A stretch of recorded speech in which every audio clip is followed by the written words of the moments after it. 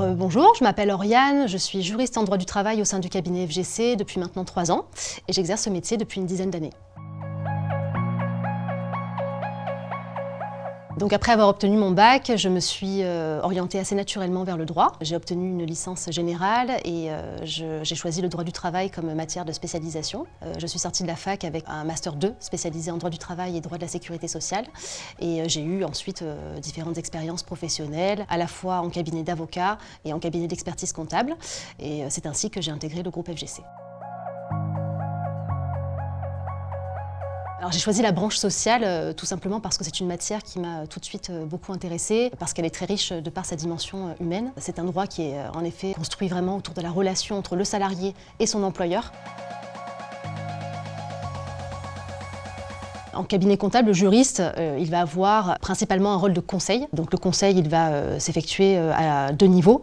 Tout d'abord auprès des clients qui nous contactent quotidiennement pour diverses problématiques juridiques.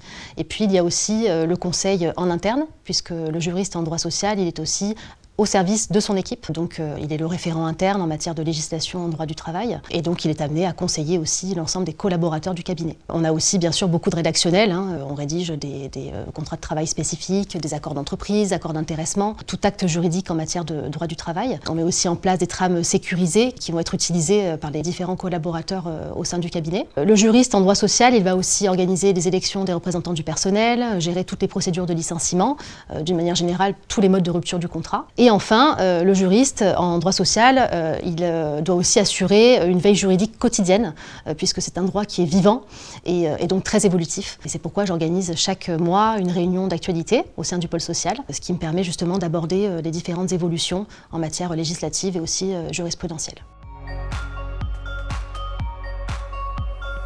Alors oui, effectivement, on travaille en équipe, c'est essentiel dans ce métier, puisque le droit du travail, c'est en plus un droit qui est multidisciplinaire, donc qui est en lien avec d'autres domaines, comme le droit des sociétés, ou encore la comptabilité, le management RH. Donc l'avantage vraiment pour un juriste de travailler en cabinet comptable, c'est qu'on a accès à beaucoup d'informations, ce qui nous permet d'avoir une vision vraiment globale et complète d'un dossier. Donc par exemple, si j'ai besoin d'une information économique, je vais pouvoir me rapprocher du comptable en charge du dossier. Si j'ai besoin d'informations sur les salaires, ou encore sur la situation d'un salarié depuis son embauche, je pourrais effectivement me rapprocher du gestionnaire de paye. Et enfin, sur des dossiers peut-être plus techniques ou avec un risque de contentieux, l'expert comptable pourra en tout cas m'accompagner et me partager toute sa connaissance du client pour limiter et éloigner en tout cas le risque social.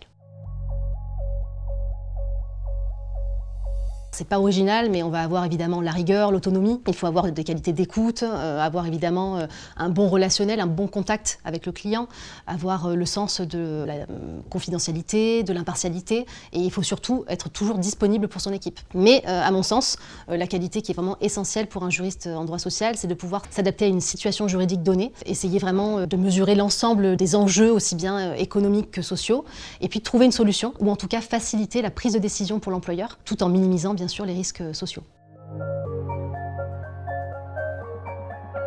Le premier conseil que je pourrais donner dans un contexte conflictuel avec un salarié serait de ne pas surréagir. Donc vraiment de prendre de la hauteur, du recul sur la situation, essayer de faire le point sur l'ensemble des faits matériels dont il dispose et surtout caractériser ces faits d'un point de vue juridique. Le deuxième conseil que je pourrais donner sur un autre sujet, qui serait plutôt les effectifs, c'est d'être vigilant sur les dépassements de seuil. Parce qu'on sait que la taille d'une entreprise, elle va déterminer l'application de certaines normes, certaines obligations. Je pense notamment aux élections des représentants du personnel. Et en l'occurrence, elles doivent être organisées lorsqu'un seuil est dépassé ou a été atteint pendant une certaine durée. Enfin, le dernier conseil que je donnerais à mes clients, et qui est plutôt d'actualité, serait vraiment de commencer à chercher des leviers de motivation pour les salariés au travers de l'intéressement, de la participation. Parce qu'avec la loi sur le partage de la valeur, qui est entrée en vigueur tout récemment, les employeurs vont être amenés très prochainement à s'engager sur ces sujets-là. Donc c'est important d'anticiper.